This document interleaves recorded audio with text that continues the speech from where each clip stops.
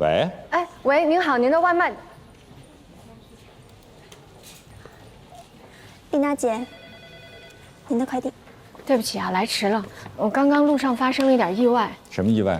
我上电梯的时候被电梯门夹了一下，这餐就掉到了地上，我就只能回去重新给您做了一份，耽误了您的时间，实在抱歉。这不叫意外，这叫过失。由于你的过失，餐掉到了地上，我可以给你差评。这是意外，不是过失，您千万别打差评。那你给我解释一下，什么叫过失啊？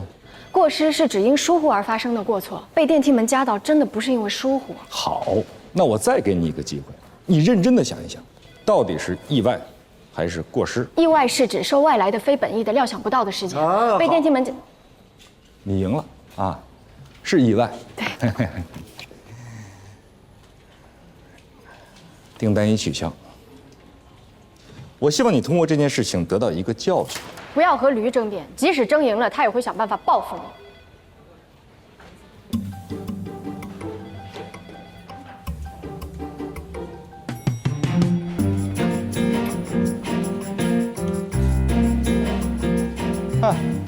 我并没有取消订单呀。所以你是想让那个送外卖的小姑娘在发现你没有取消订单的时候，感激涕零地跑回来，而且打心底里觉得你是一个好人，为了那热。你了解我。不要这样，这是18世纪男人引起女人注意力的方法，现在是21世纪了。有些东西是永恒的，只有变化是永恒的。那也是永恒的。我可以去和你们领导解释。我们是机器审评，你能和机器解释吗？你不会说你们公司除了送餐的是人，其他的都是机器吧？你怎么了？是不是扣你钱了？扣了多少？你告诉我，我现在就赔给你。人家没取消订单呢。没取消。谁能影响他？或者他重视谁的意见？他刚愎自用，不重视任何人的意见，也没有什么亲密关系。现在呢，倒是有一个女朋友，对外就是他的秘书兼助理，名字叫做莎莎，一会儿你会见到她。不过莎莎对他并没有什么影响力。这些年来，莎莎一直想打入他的圈子，可是人小年不让，这就是他们俩目前的分歧。莎莎给他推荐了一名律师，这名律师倒是跟你有点关系，他就是何塞的姐夫刘英美。仗着自己的岳父是法学泰斗何家一。何塞的姐夫跟我有什么关系？我觉得何塞跟你有关系啊。你们俩整天吵吵闹闹的，跟对老夫老妻似的。好了，挂了。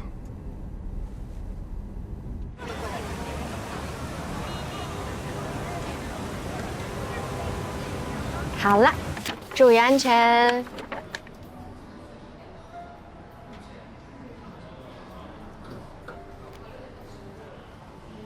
你好，你好，刘英美，叫我大刘就好。麦飞，请坐。坐。服务员，请给这位先生来一杯手冲咖啡。哎，这家手冲不错的，谢谢。对不起，点单要到柜台点。哎，这儿不能点吗？不好意思啊，我们点单都是要到柜台点的。你们有没有一点服务意识？没关系，我不喝了。请给这位先生来一杯手冲咖啡。手冲咖啡，请到柜台点。我投诉你们。哎，对不起啊，你去忙吧。我不喝咖啡。你不喝咖啡，你喝什么呀？我们律所就在楼上。哦，我知道。是有一些话，我觉得在律所里谈不太方便。有什么话你就当面说吧。好的，好的。那您先找吴美薇的律师聊一聊，我会跟任总说的。等您信儿。好，谢谢。刘英美，她可比何塞强多了，已经找到吴美薇的律师是谁，而且他们之前就认识，还挺熟的呢。你也别太相信律师了，特别是刘英美这样的，一天到晚上赶着找你，你以为她真的关心我？我在她眼里不过是块肥肉罢了。可是刘英美有一点说的对，法律顾问是法律顾问，像法律顾问这种律师打不了官司的，你随便问问他们还行，打官司还是得找专业的诉讼律师吧。那这样吧，你这么跟刘英美说啊，如果她能帮我把这件事摆平的话，那公司的法律业务就交给她。好。我是任总的朋友，任总他家大业大，这些年啊，总有一些人跟他，北京话怎么讲，叫碰瓷儿。说他们公司抄袭了人家的创意了，侵犯了人家的知识产权了。对不起，刘律师，叫我大刘就好。我后面遇了事儿。我长话短说，任总是一家上市公司的董事长，他旗下投资了有20多家公司，也是这20几家公司的股东。我们律师这个职业最大的好处就是，无论官司输赢，律师费都照收。那有的时候输了一场官司，赚的比赢的还多。可是我不知道您说什么呢？一个人一辈子可能只打1场官司，平常他也不会在法律上有什么需求，所以说无论你帮他打赢了还是打输了，他都不会是你的回头客。但是你像对任总这样的老板，那就不一样了。他常年有法务上的需求，他投资的项目可以说是多如牛毛，随便给你一个你就够了。您的意思是说，我的当事人没钱也没名儿，我要是给他做代理的话，我也赚不到什么钱。就算是打赢了这场官司，那也只是一锤子买卖，因为他不会总打官司。那我还不如无论替他敷衍一下，让他输了这场官司，但是你们会赔偿给我，不会让我白输。我理解对吗？你录音了？对啊。回去转告你的朋友任小年，如果他不想输给我们，还会有更体面的解决办法。承认抄袭，公开道歉，并且下架所有已侵权的作品，向我的当事人赔付500万。你这是讹诈，就是法院判他也不可能判这么多的。法院见。哦，对不起，对不起啊，我不是故意的。哦，看看坏了没有啊？哎呦，还真是打不开了。我赔你个心。我心脏不太好，动手之前最好想清楚。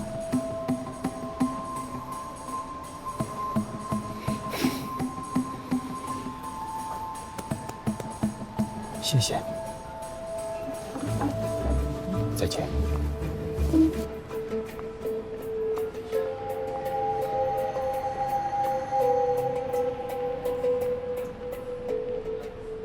干啥呢？看，我们这张合照多好看呀！我为什么不能发朋友圈啊？我跟你说了很多次了，朋友圈这种地方，等一下。你好，任总，罗宾，我们见过。当然见过。怎么，罗律师，你的航班也延误了？能单独跟您聊2句吗？可以，不收费吧？已经说过了。您是我们的客户，我们是您的法律顾问。好，请坐。去帮我拿点吃的。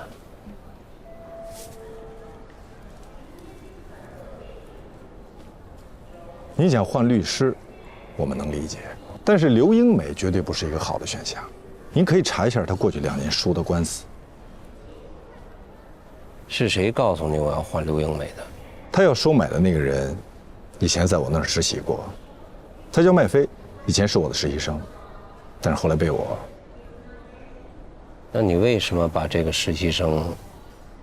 因为他不够优秀。任总，临阵换将，兵家大忌，尤其是在您的公司有并购计划的时候。你是怎么知道我有并购计划的？当然是分析出来的。所以这件事情必须要速战速决，而您需要最优秀的律师。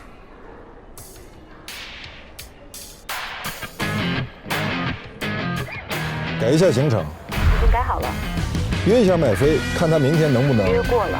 他说忙，我猜他是想让你亲自打电话约他。那就直接约他的当事人。我正要约，明天下午2点是你的幸运时间。为什么不能是上午呢？上午有一个会，可以推掉吗？封印主持，那就是可以推掉。如果你只满足于做一个一般合伙人的话，我知足常乐。可是我不满足于只做一个一般合伙人的秘书。好，那我加油，继续努力。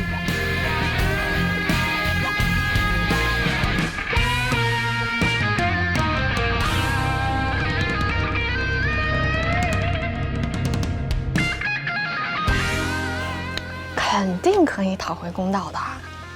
我回头让朋友帮你写一个律师函，哦，然后你把你爸的工作单位啊、地址啊什么发给我，还有你爸的一些材料、个人信息什么的。行，没问题，我到时候给你列个单子呗。你准备好了给我就行。行。嗯，好，拜拜。你有搭人家什么事儿了？就是帮人家发的律师函。你能不能别老给我添麻烦呀？你还想帮我忙啊？律师函我写，你那么一发就行了。那是要负责任的。我不会跟你惹事儿的。还不会给我惹事儿？就门口那个，要不是因为你求我，你说他特别可怜，没钱打官司，那我才懒得理他呢。行了行了，美薇她心情不好，任小年找了好多水军，天天微博上骂她呢。哼，我就是没钱，我要是有钱，我也找好多水军上微博上骂他去。他就那么一人，你做什么他都觉得是应该的，不但得无偿免费，还得把所有事情做到他满意为止。哎，你赶紧跟他说一声，让他换一个律师吧。你让他换谁去啊？他又没钱。再说了，哪个律师肯1分钱不收给他做代理啊？你们律师不都是要钱的吗？对啊，谁给钱替谁说话呗。对呀，我们的职业就是这样啊。正义是要有成本的，律师打官司是要收费的。行，别说。任小年的律师希望和我见个面。谁啊？刘英美啊？好像不是这个名字。那刚刚谁给你打电话？不知道啊。就一个女的问我是不是吴美薇，然后说任小年的律师希望和我见个面。那你怎么跟他讲的？我就按你说的说的。我说我和我律师商量一下。那他怎么说呀？啊，他说你有没有告诉我任小年的律师想要和我见面这个事情？我说没有啊。他就说你作为我的律师，至少应该告诉我。这个电话的确给我打过，我当时就给拒了。丽娜，1000%是丽娜，她在挑拨你和我之间的关系，在挑拨当事人对律师的信任。不是，谁是丽娜？罗宾的秘书，这事儿肯定是罗宾授意的，他们俩经常这么狼狈为奸。见，一定得见。他们什么时候把刘英梅给换了？烦什么呢？罗宾的名片，他给过我一张名片，找到了，在这儿。你们什么时候认识的呀？罗宾这个人啊，我太了解了。他要是主动求见，一般就是他知道自己不占理，打不赢。他这个人又自负又傲慢，但凡是有点胜算，他也不会浪费时间来见咱们。那咱们就更要见他了。为什么呀？骄兵必败。哎，对，骄兵必败。他要万一给你挖一坑，让你往坑里跳呢？他可擅长挖坑了。那为什么不是咱们挖一个坑，让他往里头跳呢？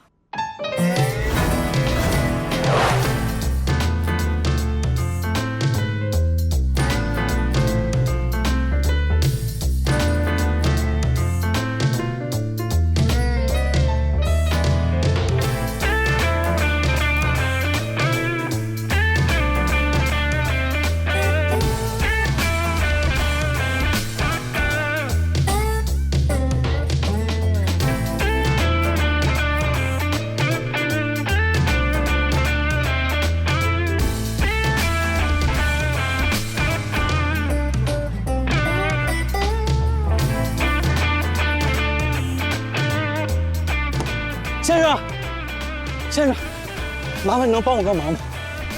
我老婆要生了，我们打不到车。没问题，谢谢。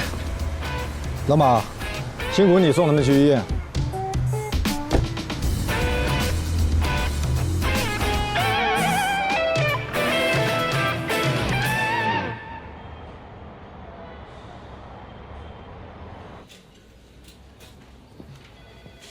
你迟到了。例会已经结束了吗？已经结束5分钟了。那就是没有迟到。我跟你说了，今天的会是老大亲自主持。那我现在去他办公室跟他说对不起。他办公室里有人。我还以为你说有鬼。喂，老大，你到哪儿了？正在往你办公室走。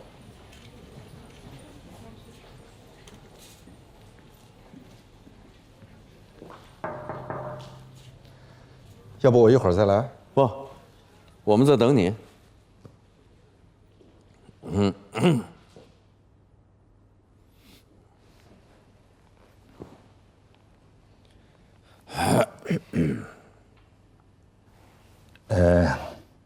鉴于早上你没有参加例会，我把会议上通过的决定跟你宣布一下。我都赞成。我还没说呢。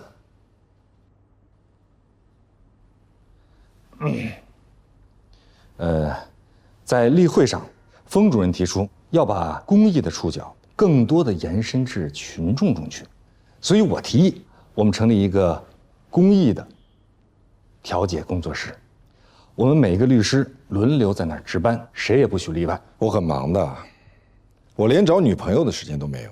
不，你刚才说了，你什么都赞成啊？是的，我赞成。你去搞公益，我不反对。不，你也要值班。可以，你替我值班，我没意见。哎，是这样啊，你可以上猎聘找一个助理。啊不，老大，我有丽娜。丽娜只是你的秘书，她能给你起草律师函吗？能给你处理法律文件吗？都不能吧。关键是她能替你值班吗？我们说的是助理啊，真正的律师助理要懂法律的，以满足于你的客户随时需要的法律服务。我是律师，不是应招。我的客户都是非常懂得尊重我的工作的。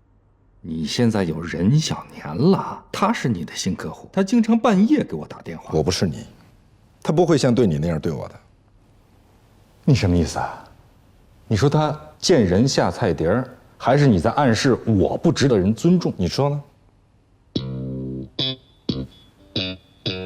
你觉得你很聪明啊，但是你这副没有礼貌的样子特别让人讨厌。礼貌是聪明人想出来的，与蠢人保持距离的一种策略。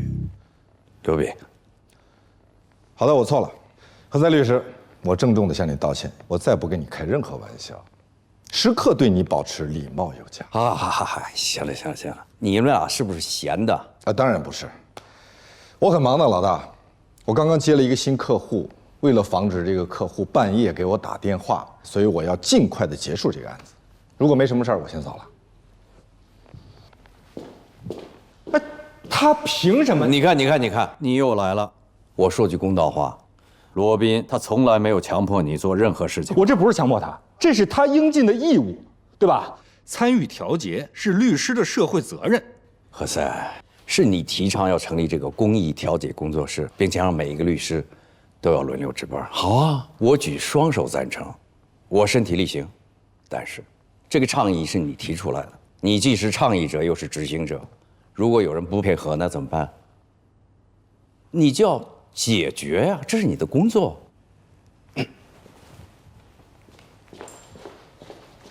咱这个不违法吧？针孔摄像头又不是管制刀具。咱不是说好了吗？如果他承认侵权的话，咱们就稳操胜券；如果他敢睁着眼说瞎话不认，直接给他发一快手。群众的眼睛还是雪亮的呀，法官得尊重民意，对吧？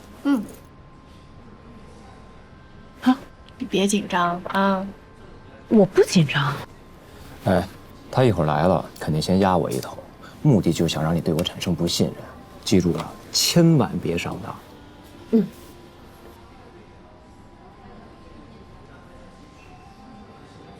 欢迎光临。哟，这么巧？哦，你在这儿上班？冤家路窄啊。冤家？我们什么时候结的冤？你不会这么快就忘了吧？你们当时把我逼下的电梯。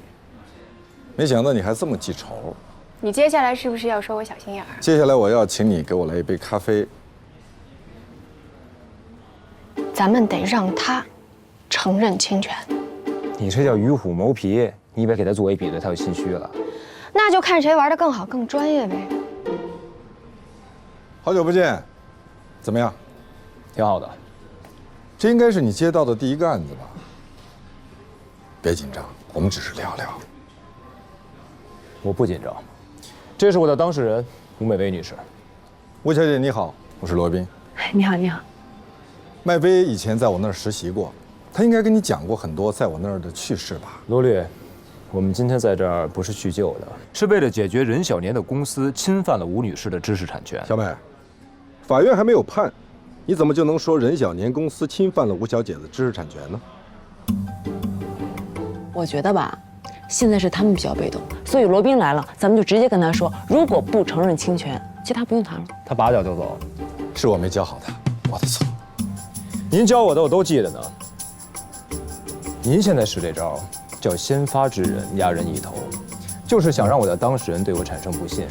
我不会上当的。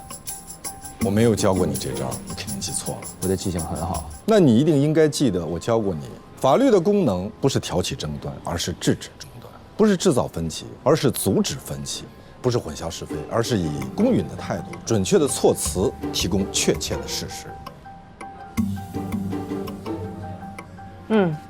咱们上来先问问他对咱们这个比对的看法。哼，他一定会说英雄所见略同，大家想一块儿去了。我们的比对您看过吗？看过。您觉得相似吗？英雄所见略同。这就正好掉到咱们挖的坑里了。他怎么解释？他们给美薇发过邮件。不止发过邮件，还打过电话呢。到时候你当场戳穿他，你就跟他说，当时谁谁谁约我见过面，我还去面过试。那他就不能自圆其说了。那您的意思是说，大家想一块儿了？任小年的秘书给我打过电话，还约我去过面试，所以说不可能想到一块儿。我就怕到时候他睁着眼说瞎话，他万一说那比对不像呢？那咱们就给他录下来，编成小视频发到快手上去，让大家评判一下。然后呢？如果公众都认为他是一个不诚实的人，那法官怎么可能会采信他说的话呢？吴小姐，善虑者不送。其实我今天来，你好，您的咖啡。谢谢。请问你们有什么要点的吗？不需要，谢谢。打扰了。您刚才想说，您今天来是？吴小姐，这是一份协议，任小年的人事时尚希望能够邀请你成为他们的首席设计师。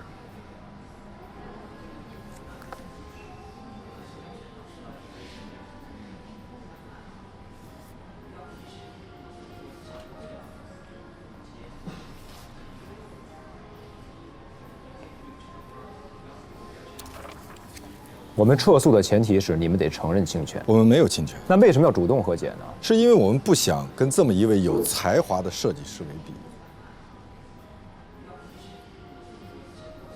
那您怎么解释？人事时尚的产品和吴小姐的作品高度相似呢？而且刚才你也承认了，比对结果的确是高度重合的呀。黑猩猩和人类的基因组也是高度重合，相似度达到99%，但一定不会有人说黑猩猩跟你是同一物种。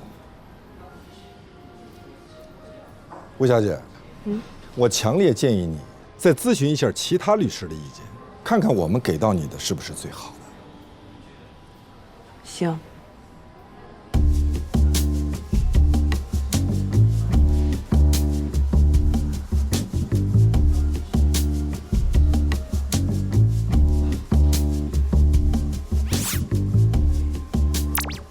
不好意思，我去趟洗手间啊。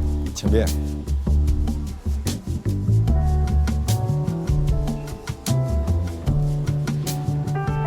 对不起啊。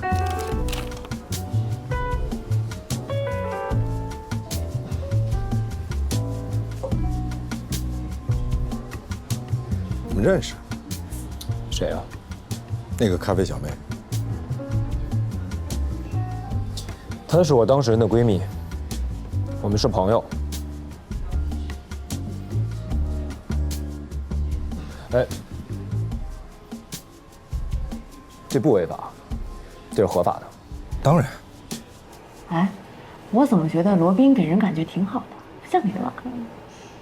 你就是个坏痴。这份协议你要是签了，你就掉进去。哪有这么严重？他还夸我才华出众呢。你要时刻牢记，他是个律师，是任小年的律师，他接受的是任小年的委托，他的职责就是维护任小年的利益，即使他明知道任小年可能存在种种不端。是这样的吗？可我还是觉得他是真的欣赏我，聘请我当首席设计师。亲，那是人家职业素养高，好不好？人家把你卖了，你还替人数钱呢，亲。他哪把我卖了？按照这份合同，你是他们的首席设计师，也就是说，你所有的作品都属于人事时尚。没听懂是吧？也就是说，他们给了你一张空头支票，首席设计师换走你所有的作品。啊？哎，我看罗宾还挺亲切的，咣一下给我一个大馅饼，咣一下给你个大陷阱。他为什么呀？因为这是他的职业。他的职业是抢劫吗？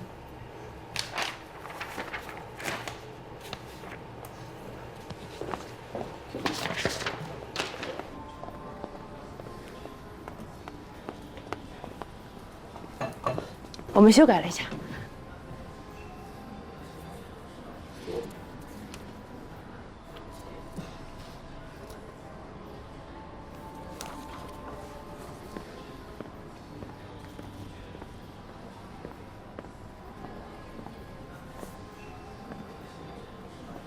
这是你改的？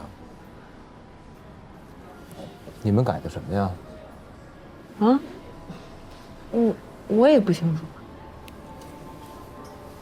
其他条款没问题，我们可以商量，但是这一条不合理，必须要删掉。那就不必谈了。你们起诉任小年，要求索赔500万，并且赔礼道歉。可是你提的条件也是让我们支付500万，并且赔礼道歉。那么还有什么和解的必要呢？也就是说，即使我们官司输了，结果也是一样。不一样。有什么不一样？如果我们打官司，法院支持我们，那我们就会拿到500万的赔偿金。但是如果和解，按照你们起草的和解协议，我们得到的仅仅是一个首席设计师的职位而已。年薪过100万的职位是税前，而且还要完成业绩才有可能拿得到。那也总比你们输了官司一无所获好吧？我们不怕打官司，反正我们又没有并购计划。让我们好好算一下，到底谁的损失比较大呢？一个好几十亿的并购计划，总不能被一个旷日持久的小官司给搅黄吧？他们聊什么呢？嘘。我来给你普及一下什么叫敲诈勒索罪。选择在公司并购或者融资时机提起恶意诉讼，用要挟的手段迫使公司交出财物，符合敲诈勒索的罪名特征。所以，不要聪明反被聪明误。但是我们是正常诉讼啊，因为我们在提出诉讼的时候，并不知道你们有并购计划。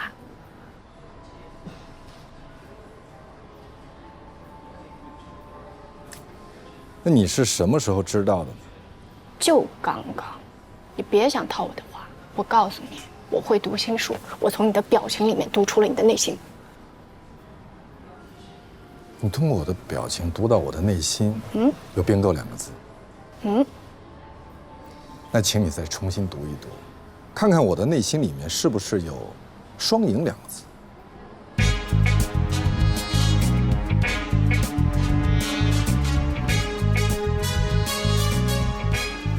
怎么双赢？我们同意500万，但是你们要撤诉，并且保证永远不以同一理由起诉。我们各退一步，互相谅解。同时，我再为你附送上一份工作的机会。我们不退，半步都不退。你是不是跟你的当事人商量一下？不用了，我们也不和解，法院见吧。请问你们谁说了算？我是律师，我说了算。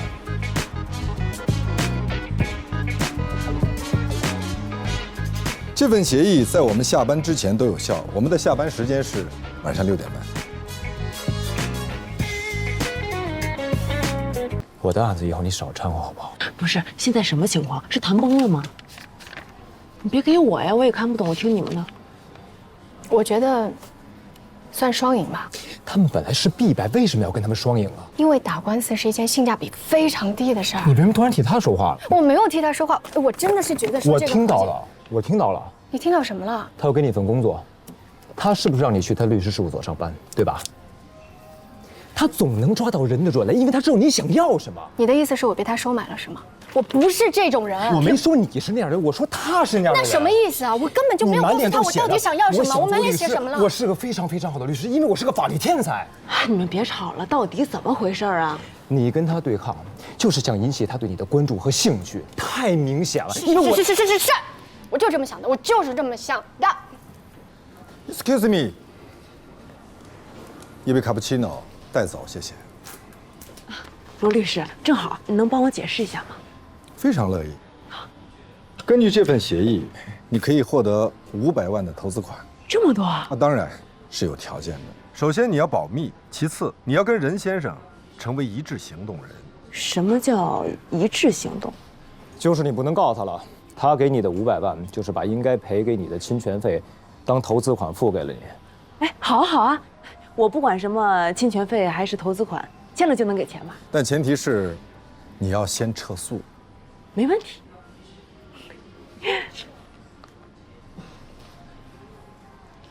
那我们什么时候签？达成协议我们先签，签完之后我闪送给你，最晚明天可以吗？可以。要不我们互相加一个？当然，我的荣幸。我的荣幸。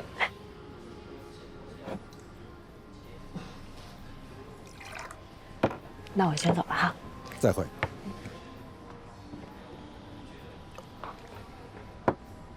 其实，一直以来我也很希望自己能够成为一个咖啡师。谁拦着你了呢？没人拦着。罗律师，再见。再见。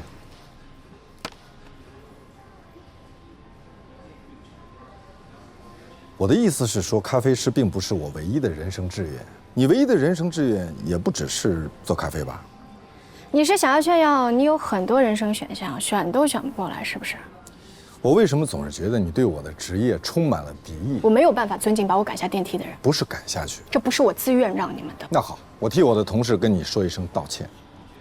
当时你也在场，怎么没有见你阻止他们呢？如果这也是我的错的话，我也可以跟你道歉，并且这很有可能成为我的人生耻辱。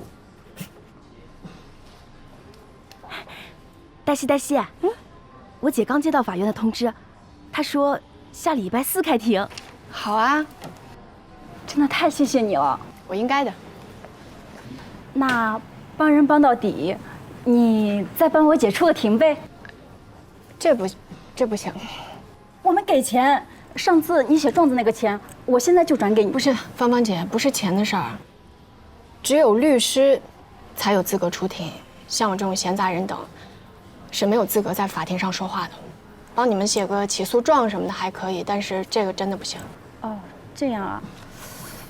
那没有律师，我们也可以赢吧？我们占理啊。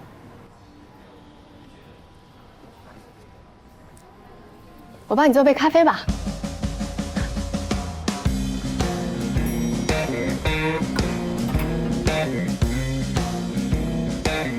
罗宾又去干什么了？进来说吧。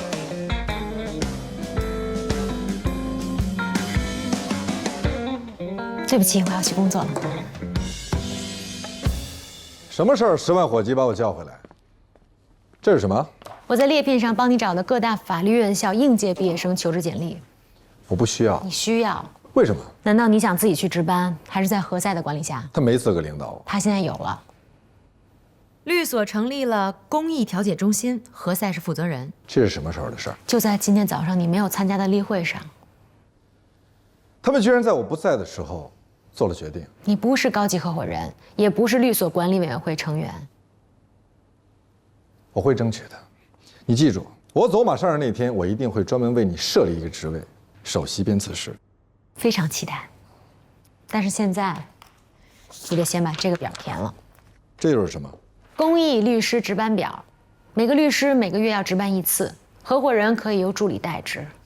告诉他们，开除我好了，去猎苹果找个工作，正好我也想换一份工作。比如咖啡师。为什么是咖啡师啊？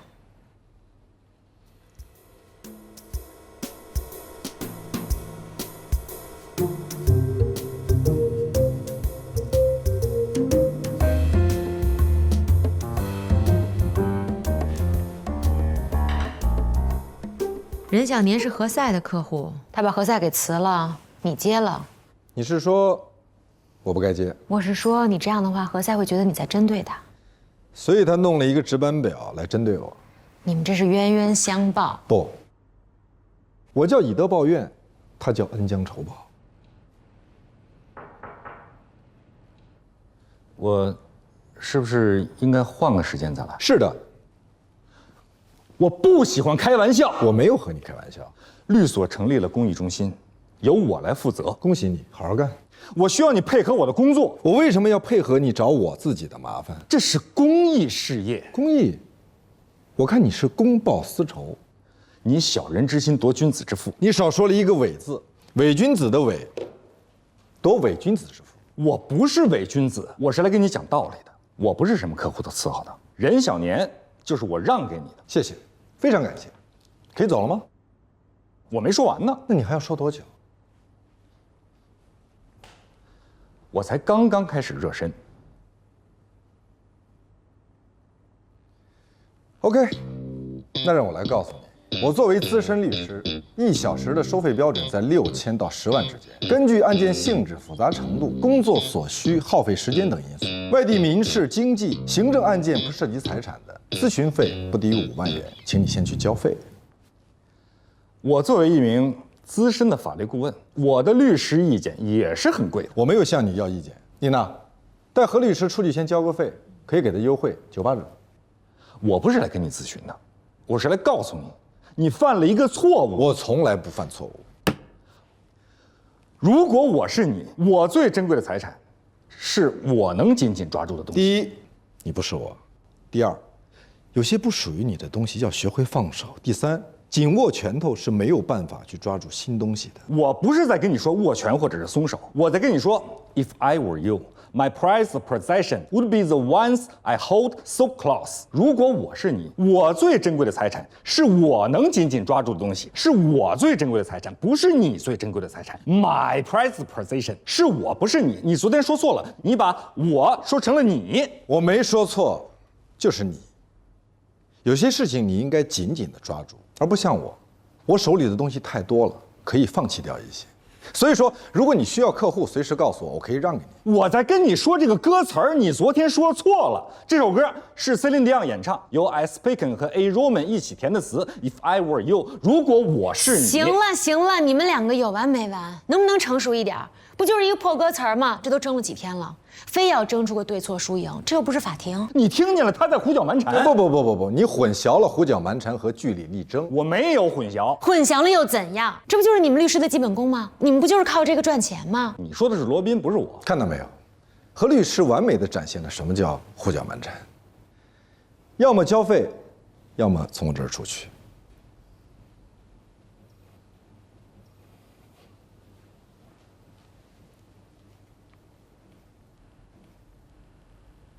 其实何塞是个好人。我和他是大学同学。你们俩大学就这么不对付啊？我告诉你，我和他是大学同学的意思是指，他是什么样的人，我比你清楚。他是什么样的人？好人。何律师，干嘛？没有，我复印文件。没事叫我。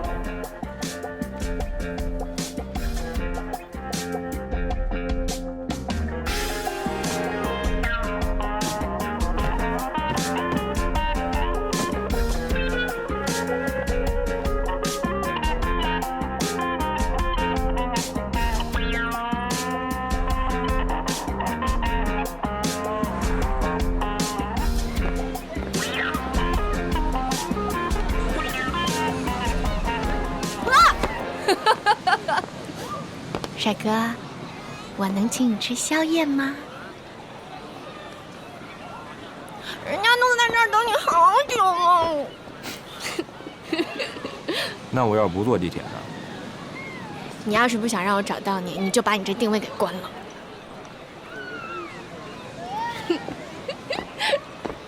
我现在知道什么叫当事人了。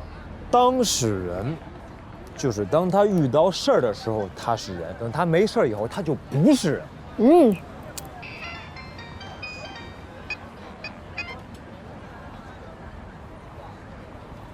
喂 ，Alan， 我现在在外面呢。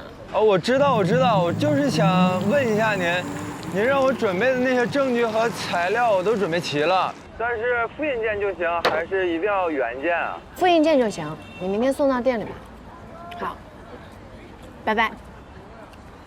别找我，我可不管了。行，我帮他找法律援助。帮他找干嘛？你让他自己找不就完了？他又不知道去哪儿找。上网，网上好多骗子都打着法律援助的旗号，压根儿是法盲。哎，咱能不能吃一堑长一智啊？你跟艾伦什么关系？他不就去你店里取过几次餐吗？你为什么要相信他？他万一胡说八道怎么办？就跟那吴美薇一样。行，啊，你别生气了。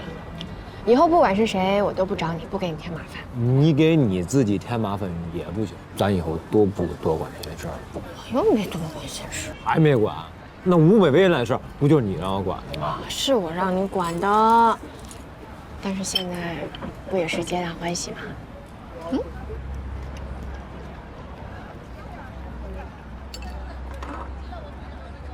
皆大欢喜，你管这叫皆大欢喜啊？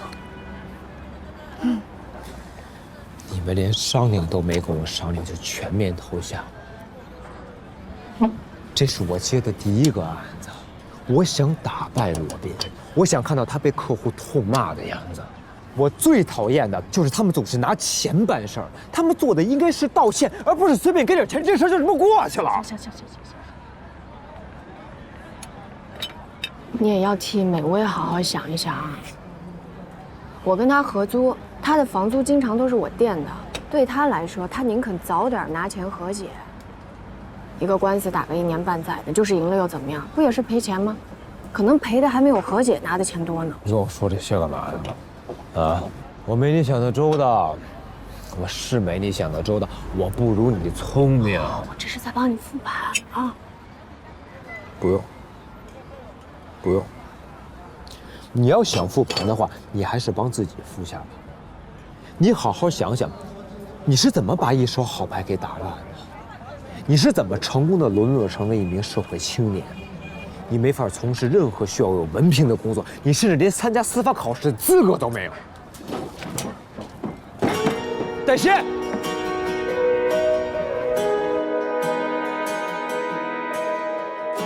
我知道时光不会为我停留，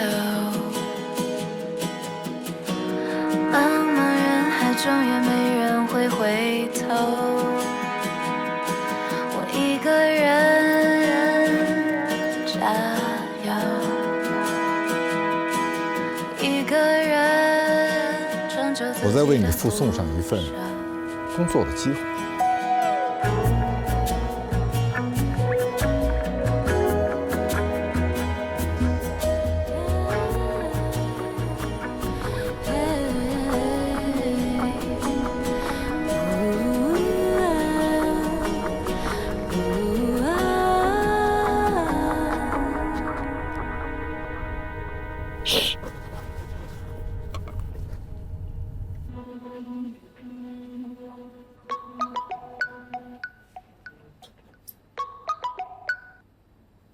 哎，我什么时候可以上班？啊？你哪位？我是黛西。黛西？哦，随时。好。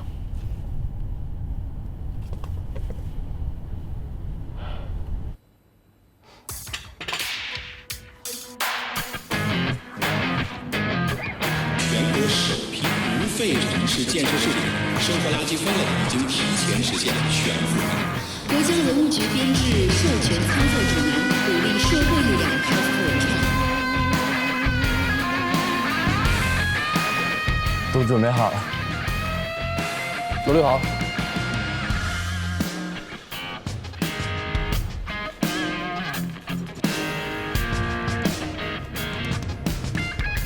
周老师，早上好。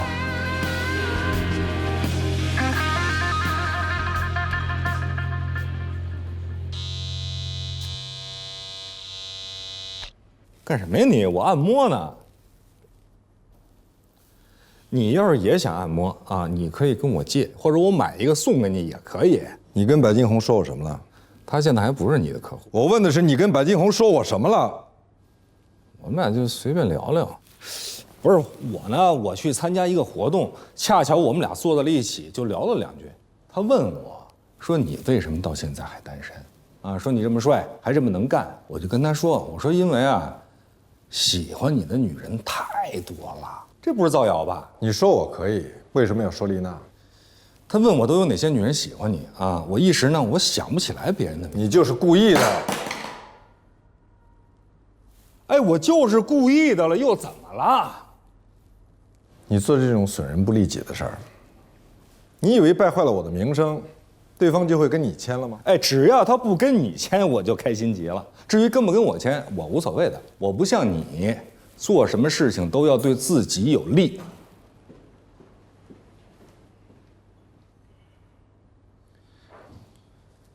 我警告你，如果你再敢信口雌黄，我保证会把你的脑袋就像这个核桃一样。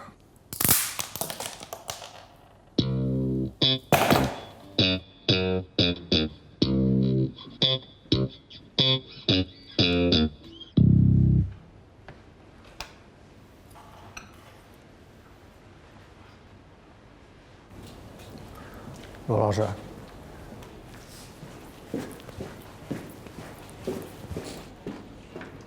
老大在你办公室呢。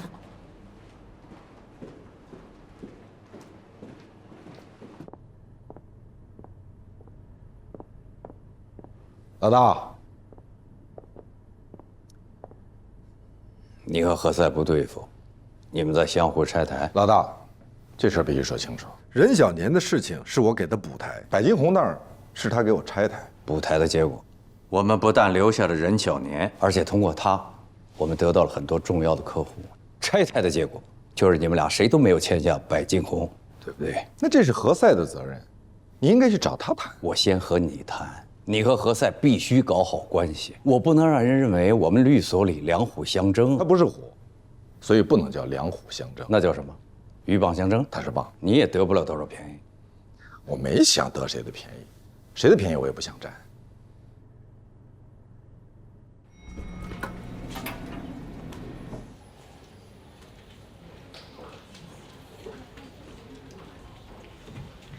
请问您找谁？啊。我找罗宾。哦，您约好了吗？没有。不好意思，罗律师需要预约。我是来上班的。您还是给他打个电话吧。好。这个事情我会尽力配合，但是值班那个事儿，找个助理吧。我没让你值班，找助理啊。我这个人不喜欢指使别人。你的意思是说？我喜欢指使你，您是我领导。好，接电话吧。哦，对了，你和何塞，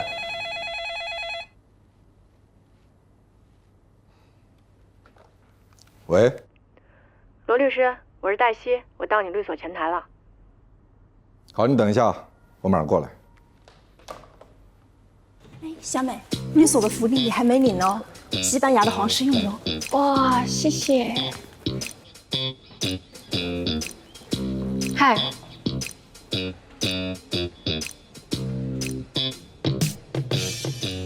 你这样就来了？怎么了？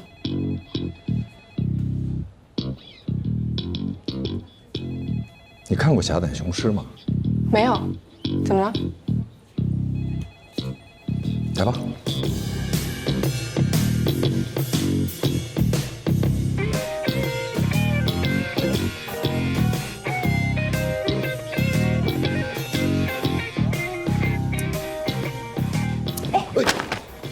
对不起啊。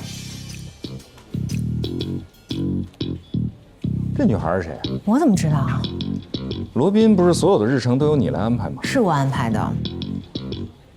我看你眼熟，好像在哪儿见过。你有脸盲症，你看谁都眼熟。我能识别出你跟他是两个人，真不容易。没有什么学历，硕士学历还是博士学历？本科。本科都没有，那你是自学成才吗？我上过法学院，只不过是在最后1年实习的时候出了一些事情。什么事情？我不想说。你应该知道，我们律所最低要求都是硕士学历以上。可是您昨天说要提供给我一份工作，并没有告诉我说要硕士以上啊。我现在说也不晚。唉，吴美薇的合约还没有最后签字吧？你威胁我？温馨提示。那你能做什么？所有律师助理能做的事情，我都可以做。会写律师函吗？会。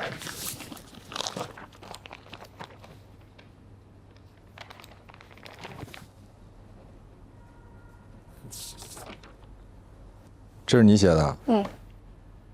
您能不能以我的名义发出？对，还得盖上律所的章。这里边是所有的材料，还有相关的资料，确实可以证明是上班的途中遇到的交通事故，符合工伤认定。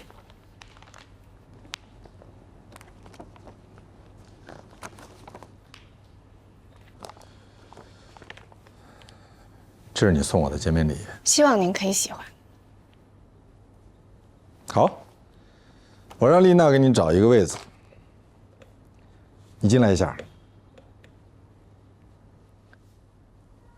关于你没有学历的事情，不要跟任何人讲。那如果有人问呢？你就说我不告诉你。黛西，我的助理；丽娜，我的秘书。所有助理都归何塞管。不，除了我的。那你需要去。我会跟封印说的。跟我来吧。还有，换个发型。走吧。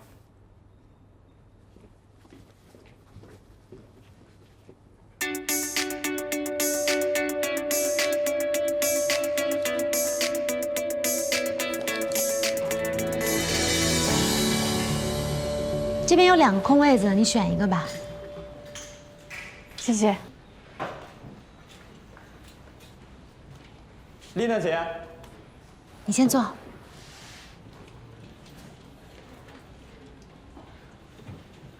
范小天儿，你个白痴啊，废物！我看看，这是什么？啊，错别字儿，给我重新校对一遍啊！一个字儿，一个标点符号的校对。现在开始，你们所有人啊，都听好了。如果想在全景待下去的话，那就都得给我认真啊，尽全力。我们这不养废物，开始工作。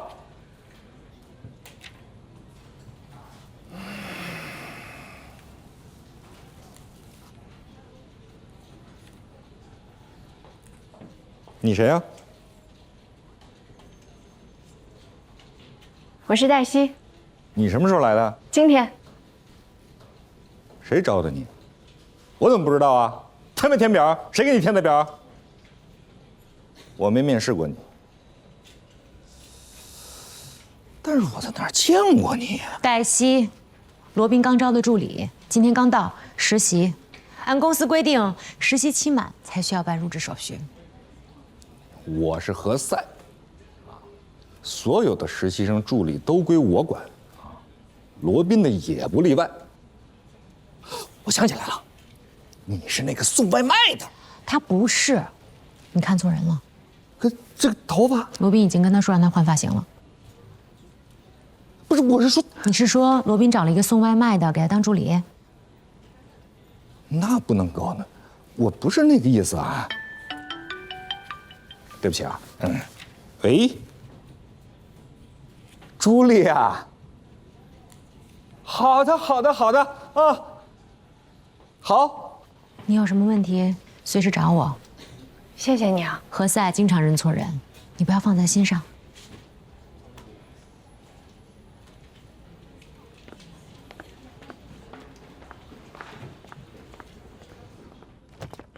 该走了。对。谢谢。那个孩子是怎么回事啊？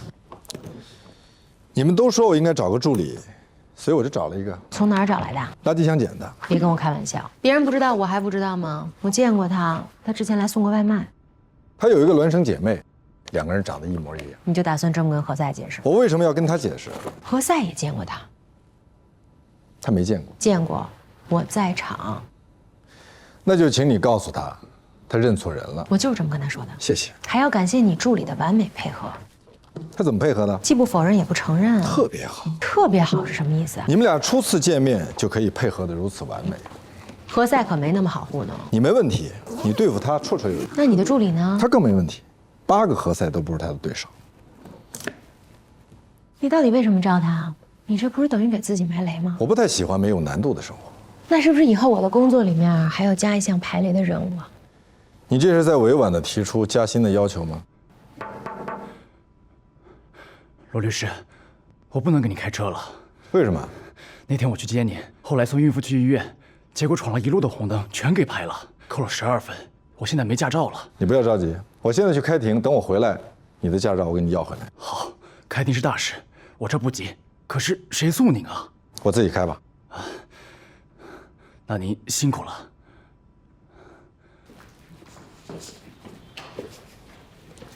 黛西，这是马师傅。哎，待会儿你帮他起草一份行政复议申请书，等罗宾回来你给他。好。马师傅，我刚从法院出来，你在哪儿？已经解决了，您助理帮我解决的，都刷屏了。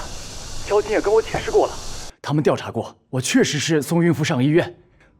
我现在也出名了。今天晚上的文章引发热议。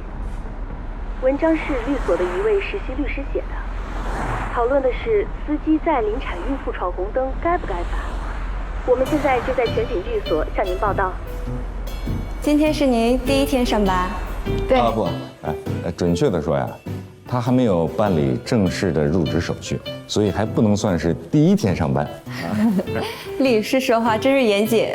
我们呢是经过长期的专业的训练的，平时啊，我就经常跟我们全景律师事务所的年轻律师们讲，一定要热心公益，要用我们学习到的法律知识去帮助社会啊，服务社会，回馈社会。明星律师回来了！哇塞，换发型了，哎，还挺漂亮的。你们俩，我收拾东西啊。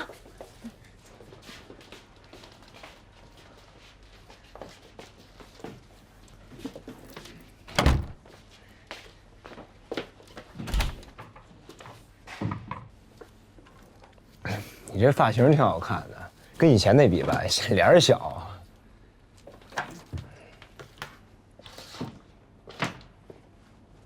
哎，我听说你到全景上班去了是吧？嗯，恭喜啊！谢谢。哦，对了，那个，这是给你的啊。这是什么呀？艾伦父亲的律师函，我写好了。谢谢。谢什么谢？这不是应该的吗？对不起啊。还有什么事吗？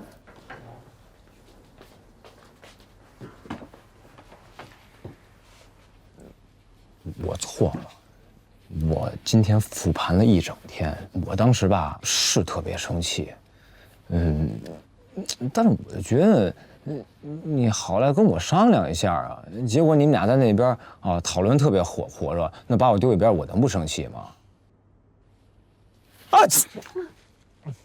赶紧走吧你！哎，那你原谅我了吗？啊？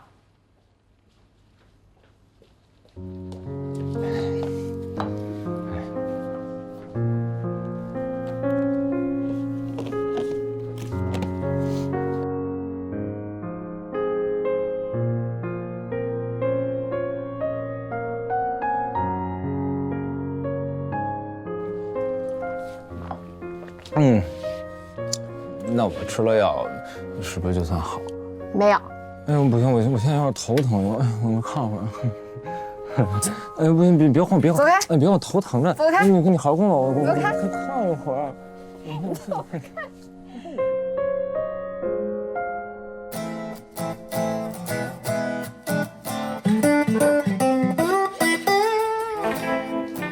任总，罗律师，您看一下，坐吧。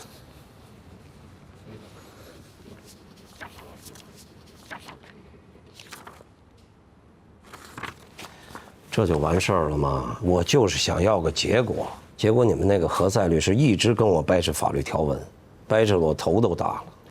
他有他的问题。来，进来，我介绍一下啊，罗宾律师，我的法律顾问，这是我儿子任乔。哦，哎，罗律师你好。你好。那你们先聊，我待会儿再过来。不用，都不是外人，什么事儿说吧。就是这个新品的宣传广告，您看一下。没有更好，只有最好。不能用“最”字。为什么？如果使用最高级的话，可能会带来诉讼风险。我看过一个类似的案例，被判赔了50万。50万？嗯。成本不是很高，我们付得起。可如果加上诉讼成本、律师成本、时间成本，包括公司的声誉以及未来不确定的风险，可就远远不止50万了。那如果我想让人知道我是最好的、最强的，我该怎么做？反正就是不能使用最高级。什么叫反正就是不能使用最高级？姑娘，我付给你们钱是让你们来做我的法律顾问，你不能光告诉我什么东西是不可以的，你还得告诉我什么东西是可以的。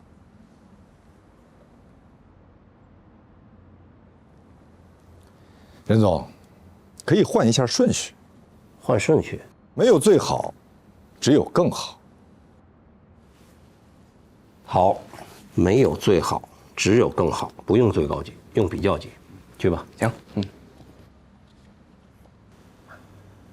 你在哪儿读的法律？你怎么进的这个律师事务所？你念过书吗？任总，还是要相信我们律所。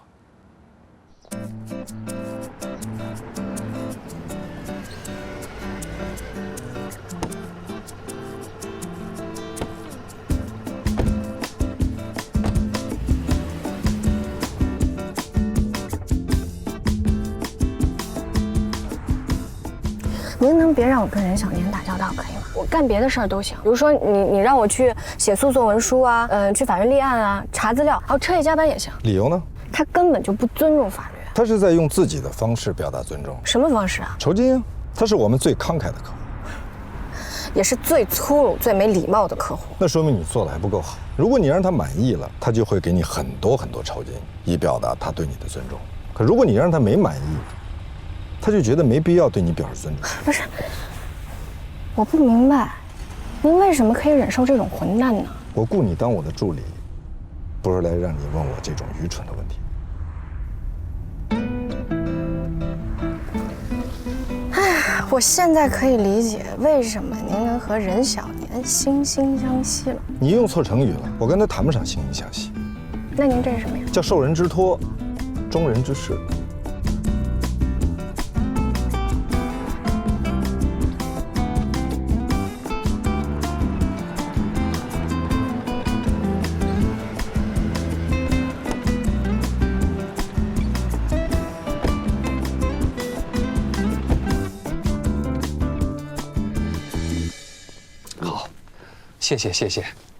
谢谢您抽时间过来。张克先生，我是受你老板郑凯旋先生的委托。啊，他是我前老板，已经和我没关系了。还是有关系的，你们俩有竞业协议。我已经付过违约金。黛西，你给张先生普及一下。根据相关司法解释的规定，劳动者违反竞业限制约定，向用人单位支付违约金后，用人单位要求劳动者按照约定继续履行竞业限制义务的，人民法院应予支持。那你就不能创业了？2年以后还是可以的。2年？那你们聊吧，我还有事情，先走了。你可真会挑时间。他本来已经决定投我了。如果他投了你，再发现你有竞业协议，你惹的麻烦会更大。您把自己说成救世主了。过奖了。郑老板欢迎你随时回去上班。那就是让我去死。知道他是怎么对我的吗？不管我想干什么，他都不同意。他根本看不上我。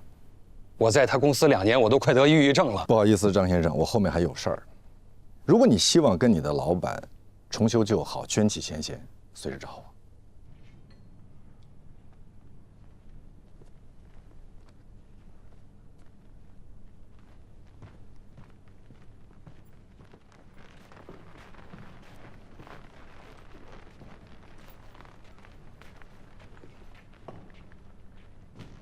我觉得咱们这样做对他不公平。人家当时在你那儿，你也没好好重视人家哦。现在人家自己出来创业，有了热度、关注度了，你就拿出了竞业协议。需要我提醒你，这份律师函是你起草的吗？我当时并不知道他在郑凯旋那儿受的委屈，那只是他的一面之词。您没有看到他的眼神啊？啊，特别绝望，绝对不是装的。有一句话叫“置于死地而后生”。我不明白为什么一定要把人往死里逼呢？我给他路了呀，让他回来上班。那是绝路，绝处逢生。你能不能设身处地的替他想一想啊？他怎么能回去啊？他原本可以自己干出一番事业的，现在却要让他回到那个让他受尽冷落的前老板那儿，这不是胯下之辱吗？大丈夫能屈能伸，他可以向韩信学习。我觉得咱们这么做不对，不公平。你的工作不是来提醒我，记住，我们是律师，郑凯旋的律师。那也不能拿人钱财替人消灾吧？那你的意思是拿人钱财给人添堵？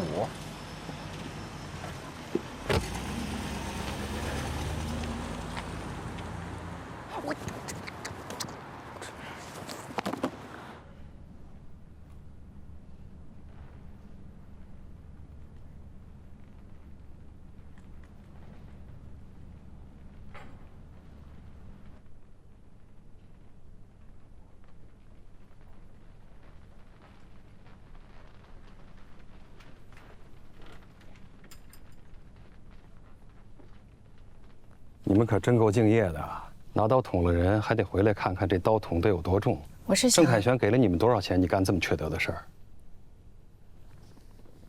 儿？